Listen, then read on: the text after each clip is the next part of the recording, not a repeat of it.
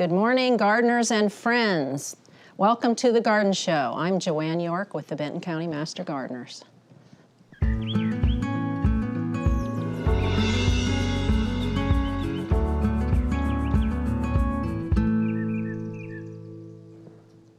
Welcome back. Like I said, I'm Joanne York with the Benton County Master Gardeners. This is Wanda Stutzman. She's also a Benton County Master Gardener. And my friend, my flower friend. Today she's talking about bulbs to brighten your garden. Okay. Before we get to that, a little bit about upcoming events that are happening. Did you know that the Benton County Fair is coming? Okay. It's a pretty big deal. A lot of people don't know about it. If you head towards the airport, you drive right by it. So make sure you stop. This is the entry book, has all the information, times, events, everything.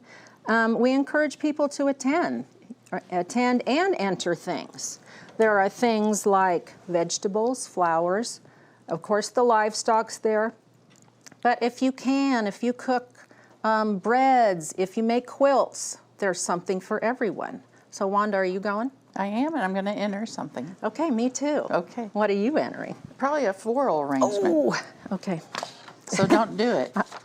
I'm going to. Okay, so Wanda, what are we talking about with bulbs this time of year? Seems kind of early, but there's always something going on. Well, believe it or not, I mean, we're seeing them now in the big box stores, and people are selling tulips and daffodils and such. And as we move into the end of September, 1st of October, is a great time to plant those. They like to be overwintered outside, Right. And get that cold snap, so then when the ground warms up, they know it's time to bloom. So is it okay to buy them this early? Well, you can buy them, and bulbs and such will stay fresh for several months. Right. So I don't know that you would actually need to plant them right away. But if you see a variety that you really like, buy it now because it may not be there, later. Should we put it in our refrigerator or well, the type that we're buying at the big box stores don't necessarily need to be refrigerated. However, if it is a tulip, you might look at that variety a little bit better and closer online and just see if it does need some cold storage chilling days. hours? Yeah. Okay. So, but now and towards the end of September and October, while there's still foliage above ground for our bulbs, is a great time to dig up a clump and separate it. Right.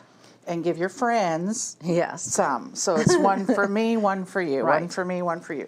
So that's what is a great time to do it, because when they go dormant, you forget where they are.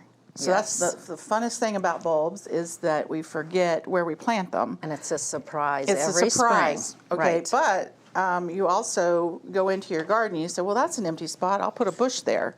And you start digging, and there are all these bulbs. Surprise. Surprise, yeah. So, yes, now is a great time. So,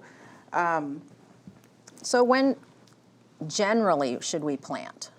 I would always plant a few weeks before the first frost. Okay. Not that we all know when that's going to be, but say by October 1st to October 30th. I know you all probably have a frost here a little sooner than... Usually October, Yeah. So before the 15th of October, maybe. Okay. And just make sure you mulch over them really well. Right. Bulbs, a true bulb has a depth that you would plant them. This is a true bulb, and you usually plant it 2.5 times its height. Okay. 2 to 2.5 times. If you have horrible soil, 1.5 to 2 is okay. Just mulch over it. However you can dig. Yeah. Yeah. And if you have really good soil, then dig them down. So what kind of bulb was that you just held up? So this is called a belladonna lily, a Lycris squamigera, Okay. but it's also a naked lady. And so I was trying to avoid saying naked lady on television. So, but it is a true bulb, and let me talk to you a little bit about true bulbs. I have other examples of what some people may call a bulb. This, a true bulb will have a basal plate with where all of the roots come out. Okay. It'll have a fleshy center, just like an onion. That's the best example. If you cut it open, it'll look like an onion. It'll have a tunic neck. Now, I'm wondering what relation the neck, called tunic, has to do with a tunic neck that we wear. Interesting. So, anyhow, so it will have a tunic type neck on it. And anyhow, so that's a true bulb. Okay. So Okay. you've got some iris here too. I do, and a lot of people call irises bulbs. Irises are rhizomes, and they grow, this is the old part, and you can pop that off. And they grow from the heel of the rhizome. And so they are not considered a true bulb. They do not have a basal plate. You can see all of the different roots on the back side of the rhizome. And we don't plant irises deep, right? No, irises love to be, it's almost like you make a mound of soil and you lay it on it. Right. And then you plant the roots. Right. And you leave the top of the rhizome exposed. Sometimes they like to fall over when you do that, so Yeah. I just really press the sides down. But we don't bury them like Do not bury them, like they'll other rot. things. Right. Yes. Okay, so then we have, like, this is a gladiola, and this one's really cool. I've never seen one with so many little chromettes on it, or cormettes. This is called a corm. Now, really interesting that it's so close to the name corn, because it has a husk on it just like corn. Right. Okay, so if you were ever to dig things out of your yard and you see something that's husky that looks more like corn and it's flat and squatty, it's going to be a corm. Corms have what you might want to think is a basal plate, and it kind of is, but you can see this was an old corm. Oh. And this is the new corm Oh, she's gonna break it. that grew on top of the old one. And bulbs won't do that. Bulbs won't grow on top Right. of another They one. kinda split. They split and divide out. So what happens to all these little guys? Well, if I had left this in the ground, these could potentially become new. So would you be ones. better off, due to space, breaking these off and leaving them in the soil? Oh, you can. Or leave them attached? You definitely can. You can break them off. These are your roots. So there's a whole group right here. I might take that and I might plant that. Okay. But that is a corm. These are rhizomes, and this is a true bulb. Okay. Very good. Oh, and a dahlia is a tuber, just like a potato. They're more like a tuber. Right. They store energy in this section. I think daylilies kind of have the same thing. It's Right. these little bulb areas on their root system. And I guess the history of dahlias, people used to eat the tubers for Oh. food. Oh, Yeah, we don't do that anymore. you want because to they're eat too one pretty. of your $150 dahlias? I don't pay that much. Well, your friends do. That's, yeah. So for those of you that grow dahlias, we're kind of on the zone, we call it the dig, no dig zone. I'm a lazy gardener. Unless I'm going to split my dahlias, I leave them in the ground. When the first frost comes, I cut them back, I cover them with a little newspaper, and then I put lots of mulch on top. And as long as we don't have a brutal winter, in the spring you uncover them and up they come. It's like magic. You need some more dahlias. I do. Yeah. I do. But I have a friend who has some. So, Yes, you do. so Okay, so what else did you bring? well, Oh my, look at So- that. in the real world of bulb collecting and rare, like specific varieties or hybridized varieties that are well sought after, people, mostly not us regular gardeners, will take a bulb, and this is a huge bulb. It's an amaryllis, and I know that they don't do well in the ground over winter here, but I do them in pots and put them in a safe space for the winter. And these are the ones they sell a lot before Christmas. Right. This one came from a Lowe's, I'm sure, because I always try to get them and get them to bloom around Christmas time. Right. So, so this one is not a special variety, but I want to show you how you can propagate a bulb, a true bulb, not just an amaryllis, but it's a big one, so I want to show you. Oh, you're going to cut it? So I could have, ooh, it's okay, it's okay. I know that hurt, that hurt. We're also going to just cut all the extra, I know. Just kind of trim it a little. Big haircut here, guys. And so you're going to take this bulb, and I hope I brought a sharp enough knife. So if you wanted to share your special bulb with someone, Okay. you could take this bulb. Let me just do this. It doesn't matter where you cut? You have to cut it Like from down top the middle. top to bottom. Okay. Yeah. And look at the inside of that. Oh, my. You can see all the leaf structures Sure. coming up here.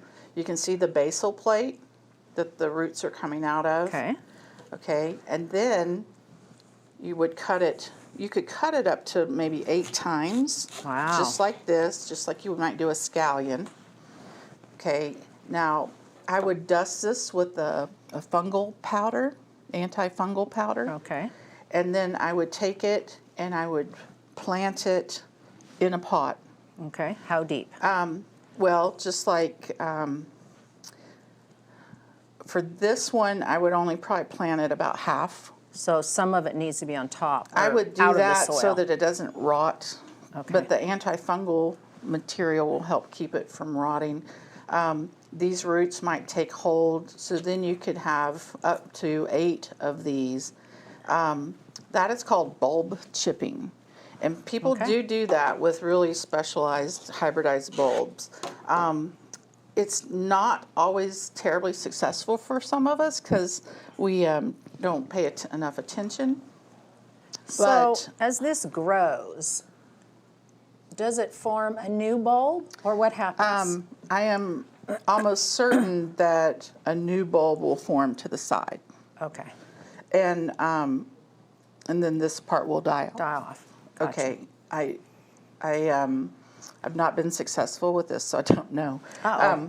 But the other thing is you have to have patience. Right. This may take 3 to 4 years in order to become That's a a true long bulb, time for bulb a again. gardener to wait. Yeah, I don't like to wait 3 to 4 months. So, so anyhow, just to give you a really good idea of how you can do that if you want to, and maybe you have an extra one of these laying around in a pot and you want to just try it. Right. You know, Right. just go ahead. Okay. So after our bulbs grow and bloom, we're left with all this green foliage, especially daffodils. That bothers some people because you got to leave the green foliage to put energy back in the bulb for next year, correct? So what can we do with all that green foliage? So one of the things that you don't want to do is cut the green foliage before it really does die, and because that is how the bulb gets its nutrients. You can, some people will tie it in a knot to make it look pretty if you can. And then one of the tricks that I learned from a good gardener in Texas was when you go to plant your bulbs, plant them next to a hosta or next to a perennial like a salvia or something that when that comes out of the ground, it's big and full. And then all of your foliage for your daffodils is tucked up underneath. So it's hidden, but it's still hidden. there. It's still there, and it still will get some sun. Right. But it's kind of called companion planting, so that you have some interest early in the spring with the daffodils or the tulips, And then as the perennials come in later spring, then you have that covers up the mess. Sure, sure. And you can leave it there if you Right. want. Right. And it'll just decompose into Yeah. the ground. Okay. What else about bulbs that we need to cover? Well, there are spring flowering bulbs, Right. And fall flowering bulbs. Obviously, the belladonna lily, the naked lady, is one we see a lot in people's driveways or Right. around their houses, and it's really hard not to stop and dig those up. And so those are a fall bulb. There's oxblood lilies that are a black, red, pink, or white. And yellow. Okay.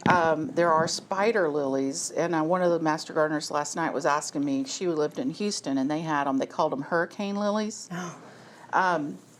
And then there are also rain lilies, and I don't have pictures of those, but you can definitely Google them.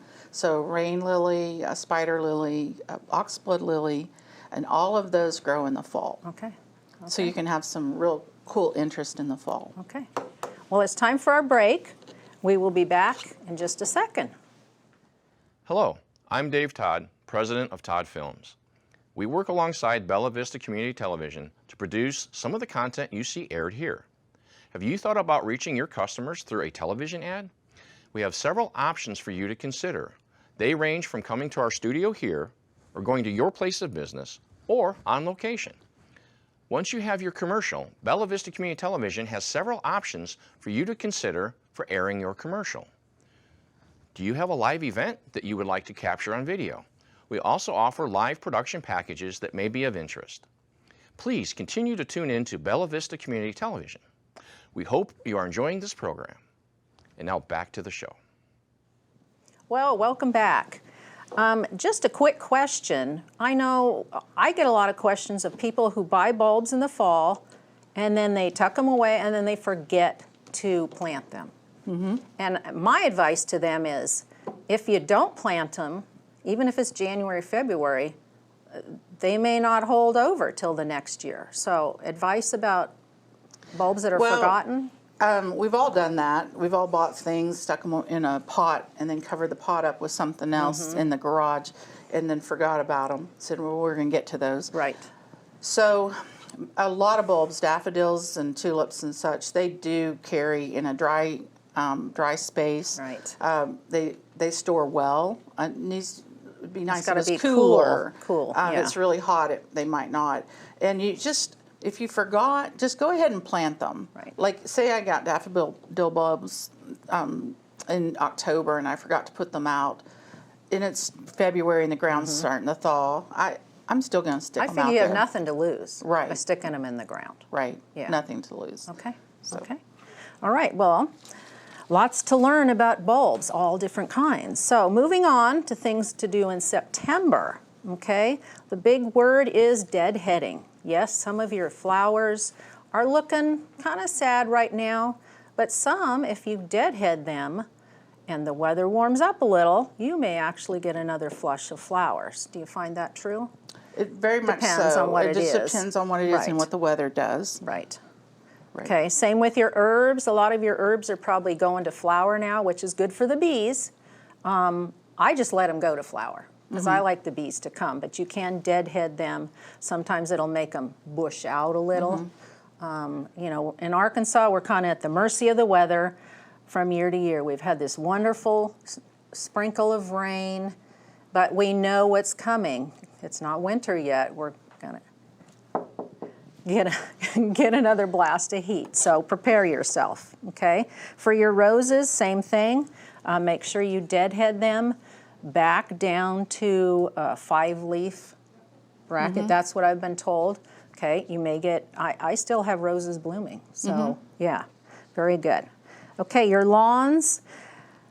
Normally this time of year, hot and dry, we say water, water, water. Well, we've had some rain. And we're really lucky because it didn't come in torrents, it came gently, and a lot of it has soaked in. So your lawns are going to be greening up. I think mine will be. Okay. For vegetable gardening, we're kind of getting to the end of tomatoes. They're still on the plants. We've Okay. all eaten a lot of those. Yes.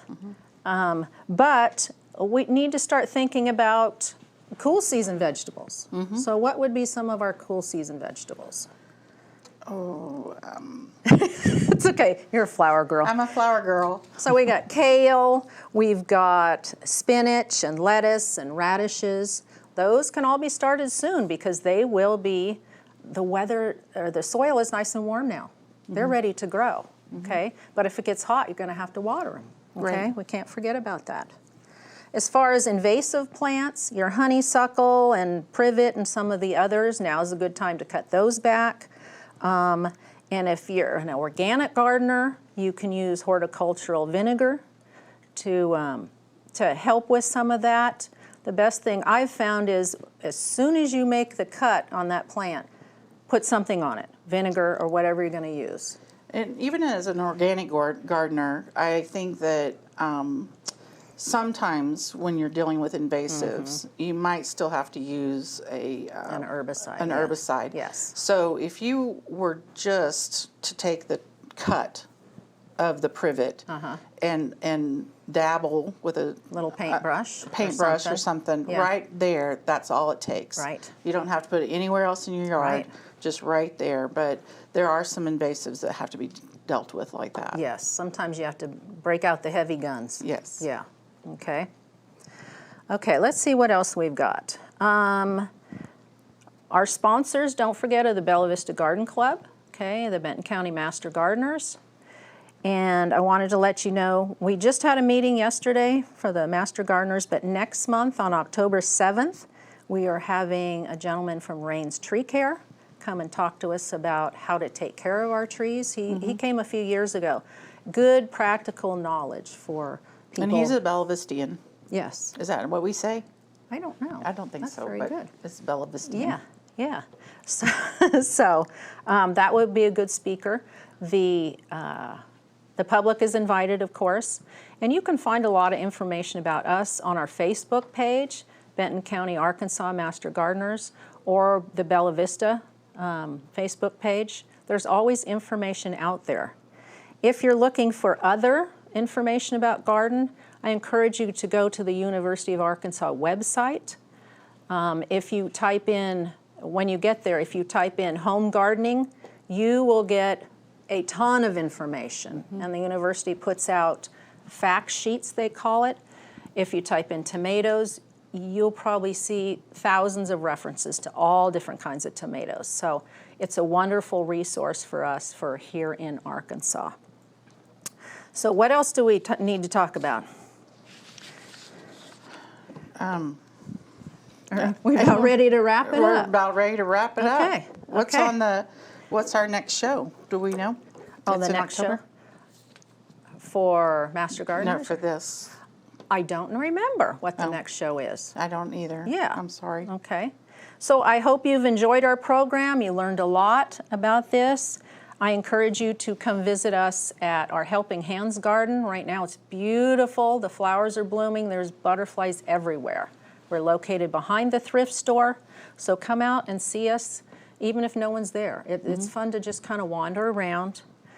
So do that, and then somebody will see you next month. Don't forget to stop and admire nature in our area. Thank you for watching.